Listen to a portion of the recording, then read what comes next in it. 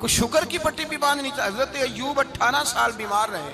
زوجہ کہنے لگی دعا کر لو تو آپ فرمانے لگے بی بی سے کہ صحت کتنی دیر رہی؟ اس نے کہا 60 سال. تو آپ فرمانے لگے ذرا بیماری کو بھی 60 سال گزر لینے دو پھر دعا بھی کر لیں.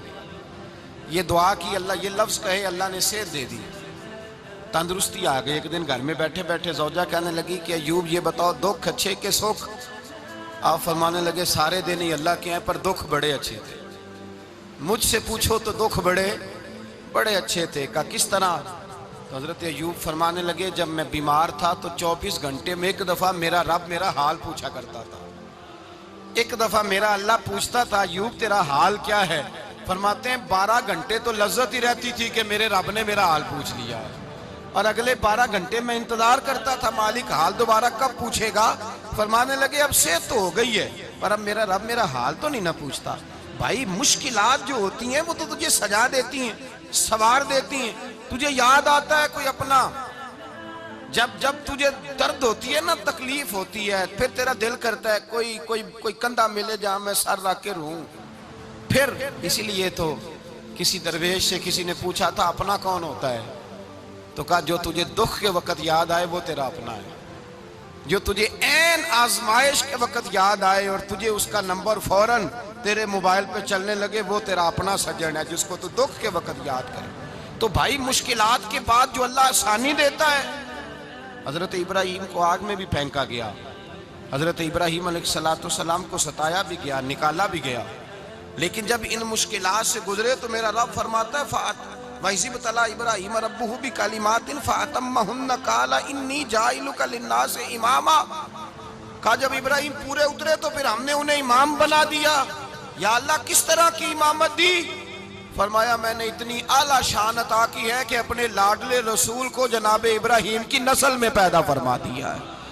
میں نے مصطفیٰ کو ان کی نسل میں پیدا کر دیا، قیامت تک کے لیے ان کا وقار بڑھا دیا. اللہم صلی علی محمد وعلا آل محمد کما صلیت علی ابراہیم وعلا آل ابراہیم. ان کی عظمت بڑھا دی اس لیے کہ جب وہ آزمائش سے گزر کر کے آئے پھر جو آسانی دی. میرے نبی پاک صلی اللہ علیہ وسلم نے دین ابراہیمی کی بہت ساری چیزوں کو رکھا. کہا میں ملت ابراہیمی پہ ہوں. جب کوئی مشکلات کو عبور کر کے آتا ہے، جب کوئی تکلیفیں سہ کر کے آتا ہے، اس کے لیے جو اجر ہوتا ہے، اس کے لیے جو پھر اللہ کتنی ذرا بڑی توجہ کیجئے گا.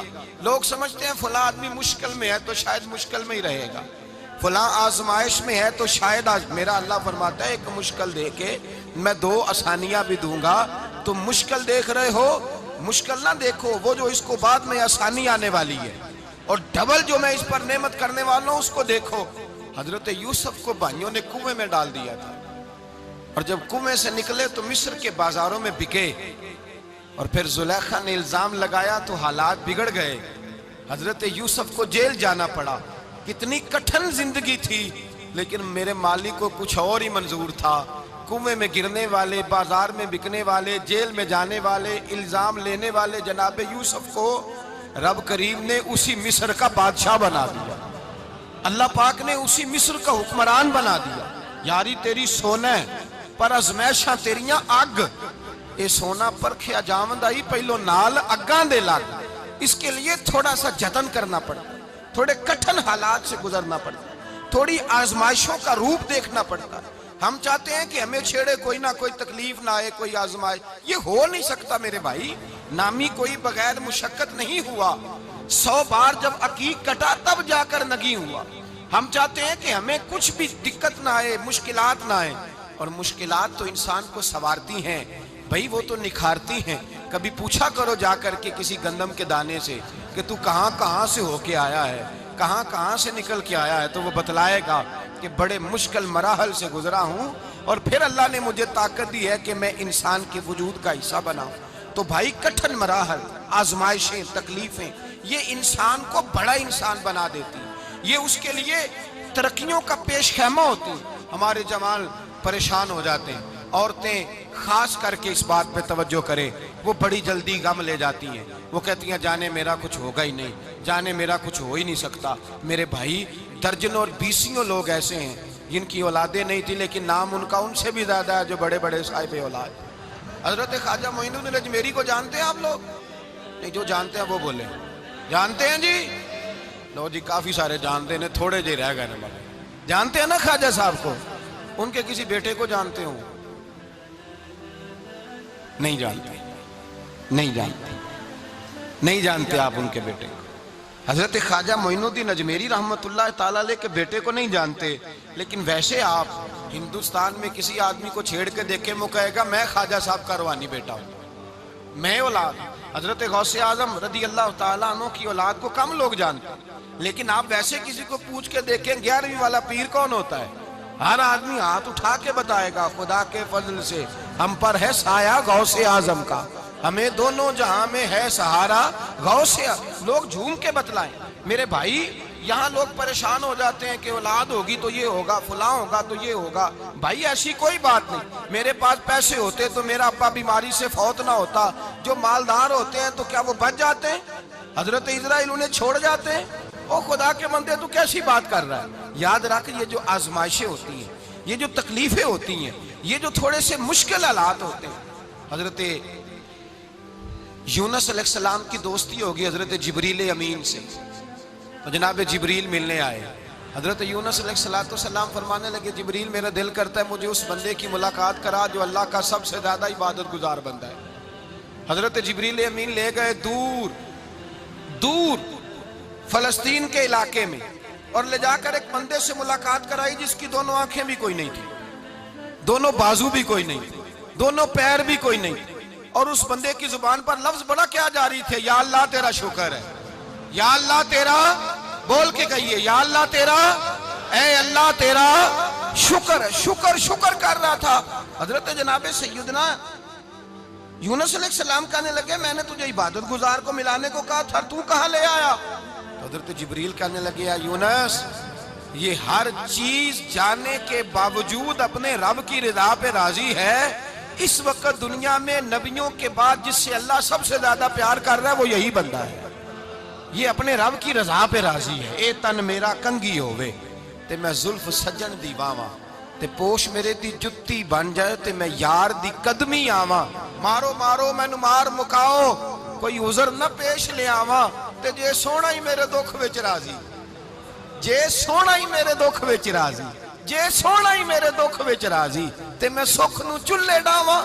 مالک ہی جب اس حال میں راضی ہے تو بس ٹھیک ہو گیا، ٹھیک ہو گیا۔ وصل اچھا ہے نہ فراق اچھا ہے، بس جس حال میں محبوب رکھے وہی حال اچھا ہے، بس جس حال میں انہوں نے رکھا بات ٹھیک ہو گئی۔ اس میں اب انسان شکوہ کرتے پھرے کہ یہ کس طرح ہے وہ کس طرح، اپنے آپ کو مطمئن رکھا ہے۔ مشکل کے بعد جو آسانی حضرت لقمان حکیم، ان کے نام پر قرآن مجید کی پوری سورت ہے۔ حضرت لقمان حکیم علیہ رحمہ آپ اپنے بیٹے کو نصیحت کر رہے تھے، کہنے لگے بیٹا کو مشکل آئے تو گھبرانا نہیں، کوئی مشکل آئے تو کرے بیٹوں کو سمجھ آ جائے کہ مشکل آئے تو، سمجھ آ رہی ہے بات کی، مشکل آئے تو۔ اور کیا خوبصورت جملے، بیٹے کو بٹھا کے کہتے ہیں بیٹا چھوٹی مشکل آئے گی تو اللہ بڑی مشکلات آسان کر دے گا، سمجھو چھوٹی مشکلات آئیں تو اللہ نے بڑی مشکلیں اس نے آسان کر دی۔ اور آپ کو بتاؤں اصل انسان ہوتا ہی وہ ہے جو مشکلوں میں جینے کا ڈھب سیکھ جاتا ہے، وہ بن جاتا ہے جو کرب کے حالات میں جینے کا سلیقہ سیکھ جائے۔ اپنے بچوں کو یہ سمجھانا، حضرت لقمان بیٹے مشکل آئے تو گھبرانا نہیں، بڑی کو ٹال دیتی ہے، وہ نیکی کا اور آسانی کا پیش خیمہ ہوتی ہے، اللہ اس کے بعد آسانی سمجھا رہے ہیں۔ کچھ دنوں کے بعد کہنے لگے آؤ فلاں اللہ کے نبی کی ملاقات کو چلیں، فلاں نبی علیہ السلام سے ملنے چلتے ہیں۔ اس زمانے میں جو نبی تھے ان سے ملنے چلے گئے، بیٹے کو بات یاد تھی، گھوڑے پہ بیٹھے، امام ابن جوزی نے اس کو لکھا ہے، گھوڑے پہ بیٹھے تھے دونوں کے پاس گھوڑے تھے۔ اب رستہ بہت زیادہ تھا، کھانا ساتھ لے لیا، پانی ساتھ لے لیا، رستہ لمبا تھا، صحرا کا علاقہ تھا۔ جب جانے لگے تو اتنی سخت گرمی ہوئی کہ گھوڑے بھی بے ہوش ہونے لگے، اچانک ایسی گرم لو چلی کہ گھوڑے بھی۔ اب دونوں باپ بیٹا جو تھے وہ بڑی جوش میں تھے کہ جانا ہی جانا ہے، گھوڑے سے اتر کر کے پیدل چلنے لگے۔ اب پیدل چلتے چلتے ذرا آگے گئے تو اب گرمی میں جتنا بندہ پیدل چلتا ہے اتنا پیاس بھی زیادہ لگتی ہے، تو پانی پیتے رہے، کھانا کھاتے رہے، کھانا پانی بھی ختم ہو گیا۔ تھوڑا آگے چلے نا، اس قدر تکلیف بڑھی کہ حضرت جناب لقمان کے بیٹے کے پیر کے اندر ایک ہڈی پیوست ہو گئی، اتنی بڑی ہڈی تھی وہ اندر ہی چلی گئی پیر، خون کے فوارے گرنے لگے، بیٹا بے ہوش ہو گیا۔ حضرت لقمان اس کے سرانے بیٹھے تو بیٹا تھا نا، آنکھوں میں آنسو آ گئے۔ بیٹے نے آنکھ کھولی تو کہنے لگا ابا جی آپ تو صبر کرنے والے ہیں، آپ رو رہے ہیں۔ فرمایا بیٹے میں کیا کروں، میرے سینے میں جو دل ہے وہ ایک باپ کا دل ہے، تو باپ جو ہوا تیرا، تیری دکھ پر رونا آیا۔ بڑی مشکل سے دانت کے ساتھ ہڈی نکالی، ہڈی نکلی تو خون بھی چلا۔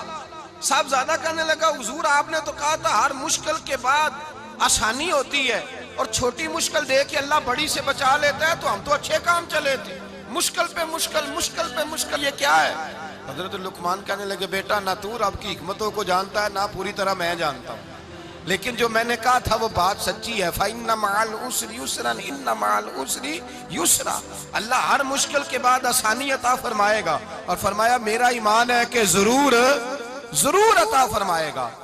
یہ بات کہہ رہے تھے کہ سامنے سے دھواں اٹھا، اتنا سخت دھواں اٹھا کہ آپ نے سوچا شاید وہاں آبادی ہے، وہاں جاتے ہیں۔ وہاں چلنے لگے تو پیچھے سے کسی نے آواز دی ٹھہر جاؤ، رکو، وہیں رک گئے۔ تھوڑی دیر گزری تو کہا رک جاؤ، جب رکے تو ایک بولنے والا بولا، کہنے لگا تمہارے لیے تھوڑی دیر کے بعد جانوروں کا بندوبست کر دیا جائے گا، کھانے کا بھی بندوبست ہو جائے گا، بچے کا پیر بھی صحیح ہو جائے گا، چلے جانا، لیکن ذرا ٹھہرو۔ حضرت لقمان کہنے لگے بولنے والے تو کون ہے؟ تو کہنے لگے میں اللہ کا فرشتہ ہوں، میں اللہ کا فرشتہ ہوں۔ کہا اللہ کے فرشتے اور یہ سارا کچھ کیا ہے؟ تو فرشتہ کہنے لگا اصل بات یہ ہے کہ سامنے بستی پر مجھے عذاب نازل کرنے کا حکم ملا تھا، آپ بڑی تیزی سے آ رہے تھے، میں نے رب سے دعا کی کہ اللہ اس باپ بیٹے کی غلطی کوئی نہیں، مہربانی فرما۔ رب نے پہلے آپ کو صحرا میں الجھایا، پھر میری دعا کی برکت سے آپ کے گھوڑے ٹھہر گئے، پھر میری دعا کی برکت سے آپ کا پانی ختم ہوا، پھر میری دعا کی برکت سے آپ کے بیٹے کو زخم آیا، پھر میری دعا کی برکت سے سامنے سے دھواں اٹھا۔ فرمایا یہ جو تمہیں مشکل پہ مشکل آ رہی تھی، یہ تو میرا رب تمہیں عذاب سے بچانا چاہ رہا تھا، یہ جو تمہیں مشکل پر مشکل آ رہی تھی تو میرا مالک تمہیں عذاب سے بچا رہا تھا، تم سمجھ نہیں رہے تھے۔ حضرت لقمان نے بیٹے کی طرف دیکھا تو بیٹے کہنے لگے ابا جی بات بالکل سچی ہے، افضل الذکر لا الہ الا لا الہ الا، اور پھر پڑھنے لگے حسبنا اللہ و نعم الوکیل نعم المولا و نعم النصیر، یہ ورد ہونے لگے۔ بھائی جب تجھے مشکل آتی ہے، آزمائش آتی ہے، تو اس وقت سمجھتا ہے پتہ نہیں میرے ساتھ کیا بننے لگا ہے۔ اللہ تبارک و تعالیٰ چھوٹی مشکل دے کے تجھے بڑی سے محفوظ رکھتا ہے، چھوٹی بیماری دے کے تجھے بڑی سے محفوظ رکھتا ہے۔ بلکہ میں ایک دفعہ ایک تکلیف میں، ایک آزمائش میں مبتلا ہو گیا، تو میں نے اپنے حضرت سے کہا کہ حضور سارے دکھ کٹھے ہی آ گئے، کیا کیا جائے؟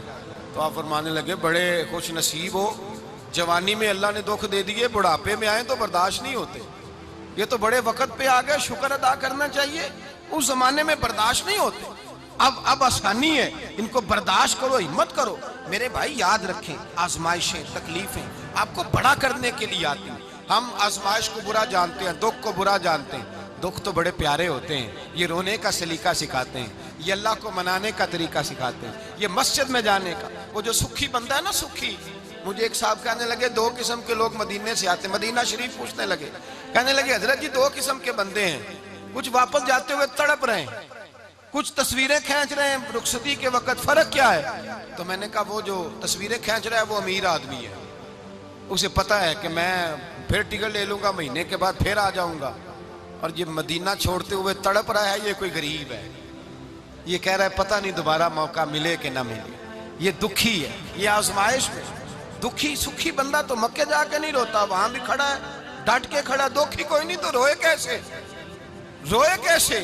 دکھیے دی گل دکھی آئی جانے، دکھیے دی گل، کیا خوبصورت لفظ ہے میاں صاحب کی، اور لفظوں میں حسن دیکھے، کہنے لگے دکھیے دی گل اے دکھی آئی جانے، تے سکھیے نو کی خبراں، تے یار جنہاں دے موت نے مارے روندے نہیں تک تک قبراں۔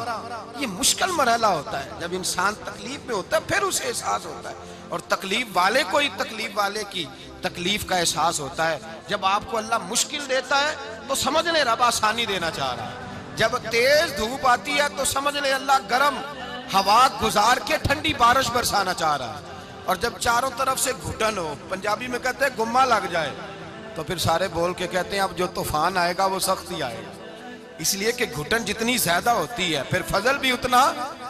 جن لوگوں نے تکلیفیں زیادہ سہی تھی رب نے عزتیں بھی زیادہ ہی عطا فرمائی، جن لوگوں نے تکلیفیں زیادہ سہی نا انہیں اللہ نے درجہ بھی۔ حضرت بلال حبشی نے بڑی تکلیف سہی، مارا کرتا تھا امیہ، بڑا مارتے تھے، اتنا مارتے تھے کہ موٹے، آپ نے کبھی دیکھے ہیں دیہاتوں میں موٹے موٹے پائے ہوتے تھے چار پائیوں کے، موٹے موٹے پان کی چار پائیاں اور بڑی چار پائیاں کافر بچھا کے بیٹھ جاتے اور حضرت بلال حبشی کے پیر ان کے نیچے رکھ دیتے، ہاتھ ان کے نیچے رکھ دیتے، آگ لوہا گرم کر کے اس کے اوپر ننگے بدن لٹا دیتے۔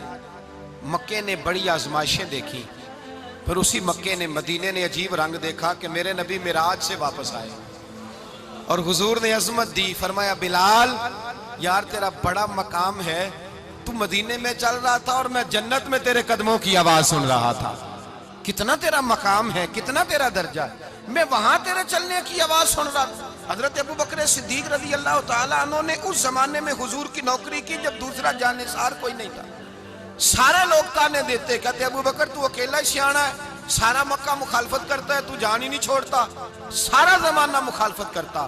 ابو بکر صدیق نے مال بھی دیا، جان بھی دی، شہزادی حضرت عائشہ بھی دی حضور کی خدمت میں، ہر چیز لٹا دی۔ دنیا کو پتا اس دن چلا جس دن میرے رسول پاک صلی اللہ علیہ وسلم مسجد نبی میں بیٹھے تھے، درجنوں صحابہ تھے، حضور نے فرمایا ابو دردہ کو تو بلاؤ۔ جناب ابو دردہ حاضر ہوئے تو کہتے ہیں حضور کا چہرہ دیکھا تو ناراضگی ہے چہرے پہ، میں نے دیکھتے ہی کہا حضور آپ مجھ سے ناراض ہیں؟ حضور نے فرمایا ہاں میں ناراض ہوں۔ جب یہ لفظ کہے تو میں کانپنے لگا، حضور ناراض ہو گئے؟ میں نے کہا یا رسول اللہ میری غلطی۔ تو نبی پاک نے فرمایا تو میرے ابو بکر کی عظمت نہیں جانتا؟ حضور جانتا ہوں۔ حضور کیا ہوا؟ نبی پاک نے فرمایا کل تو گلی میں گزر رہا تھا، ابو بکر بھی گزر رہا تھا، تو نے سوچا ہی نہیں تو میرے ابو بکر کے آگے آگے چل رہا تھا، یہ خیال ہی نہیں آیا، تجھے پتا نہیں کہ جس نے میرے ساتھ نیکی کی میں نے بدلہ چکا دیا ہے، ابو بکر کا بازو تھام کے اللہ کی بارگاہ میں لے جاؤں گا، میرا رب بھی اسے بدلے عطا فرمائے گا۔ یہ عظمت، یہ شان، یہ بلندی اور رفعت مشکلات سے گزرنے کے بعد ملی۔ میرے نبی پاک صلی اللہ تعالیٰ علیہ وسلم کے ساتھ مولا کائنات شیر خدا حضرت علی نے 9 سال کی عمر سے وفات شروع کی اور تا دم آخری حضرت علی نے وفا کی مصطفیٰ سے، کٹھن مراحل سے گزرے، کٹھن مراحل سے۔ حضرت علی کہتے ہیں میں ہر جنگ میں ہر جہاد میں ساتھ تھا، پر جس دن مکے اور مدینے سے آنے والوں کو حضور بھائی بھائی بنا رہے تھے، مہاجر اور انصار کو بھائی بھائی بنا رہے تھے، فرماتے ہیں میں تنہا کھڑا تھا، کوئی کسی کا بھائی بن گیا، کوئی کسی کا بھائی بن گیا، میں اکیلا کھڑا تھا اور میں سوچ رہا تھا کہ یار میں کدھر جاؤں۔ کہتے ہیں میں اس حد تک آیا کہ میرے آنسو بہنے لگے، لیکن میری مشکلات کو آسانی تب ملی جب مدینے کے چاند دھیرے سے اٹھے، میرے قریب آئے، میرا بازو تھاما اور فرمایا علی باقی سارے بھائی بھائی بن گئے ہیں، انت اخی فی الدنیا والآخرہ، تو میرا بھائی ہے، دنیا میں بھی میرا بھائی ہے، قیامت کے دن بھی میرا بھائی ہے۔ حضور نے اعزاز دیا اور غدیر خم کے موقع پر حضرت علی کا بازو تھام کے کھڑا کر کے حضور نے فرمایا من کنت مولا ہوں فہذا علی مولا، فرمایا جس کا میں مولا ہوں اس کے علی بھی مولا ہے۔ محبوب پاک سید عالم صلی اللہ علیہ وسلم نے جن لوگوں نے مشکلات برداشت کی پھر ان کو اعزاز ملا، ان کو درجے ملے، ان کے لیے جو آسانی۔ حضرت عثمان غنی نے صحابہ میں سب سے زیادہ مظلومیت کاٹی، سب سے زیادہ مظلومیت، 40 دن پانی بند رہا، کھانا بند رہا، تکلیف اور آزمائش کا وقت ہوا۔ امام جلال الدین سیوطی رحمت اللہ تعالیٰ علیہ الحاوی للفتاوی میں لکھتے ہیں، کہتے ہیں جب حضرت عثمان غنی پر کھانا اور پانی بند تھا، ایک شام حضرت عبداللہ بن سلام ملنے گئے، اس شام، اس صبح جس شام حضرت سیدنا عثمان غنی شہید ہوئے، جناب عبداللہ ابن سلام کہنے لگے عثمان تیرا کیا حال ہے، کس پوزیشن میں ہے؟ تو کہتے ہیں جناب عثمان غنی کہنے لگے عبداللہ آج میں بڑا سکھ میں ہوں۔ کہا 40 دن بیت گئے، کھانا نہیں آیا، پانی نہیں آیا، تو آج کیوں سکھی ہو؟ فرمانے لگے آج مدینے کی سامنے والی گلی میں نے مصطفیٰ کا دیدار کیا ہے، اور نبی پاک صلی اللہ علیہ وسلم نے فرمایا عثمان اگر تو کہے تو تیرے لیے پانی کا بندوبست کر دیا جائے، تیری مشکل آسان ہو جائے، اور اگر تو کہے تو تیرے لیے وہ آسانی کی جائے کہ آج تو میرے پاس آ کے روزہ افطار کر لے۔ تو حضرت عثمان غنی کہنے لگے میں نے مصطفیٰ سے عرض کیا حضور مجھے یہاں کا سوق نہیں چاہیے، مجھے وہ آسانی چاہیے جو آپ کے پاس افطار سے ملے گی۔ فرمانے لگے آج میں رخصت ہو جاؤں گا، افطار رسول اللہ کے پاس کروں گا۔ حضرت عبداللہ ابن سلام فرماتے ہیں پھر اس شام حضرت عثمان شہید ہو گئے۔ لوگ کہنے لگے عثمان شہید ہو گئے، اور میں کہنے لگا نہیں، انہوں نے جا کے نبی پاک کے دسترخوان پہ روزہ افطار کر لیا ہے۔ روزہ افطار بھائی، پھر بعد میں جو آسانی ملی ان لوگوں، جو ان لوگوں کو درجات نصیب ہوئی، کٹھن۔ حضرت عبداللہ مزنی حضور کے غلام تھے، قبیلہ مزن کے رہنے والے، والد فوت ہو گئے، چچا نے پالا تھا، اسلام قبول کر لیا، چچا اسلام کا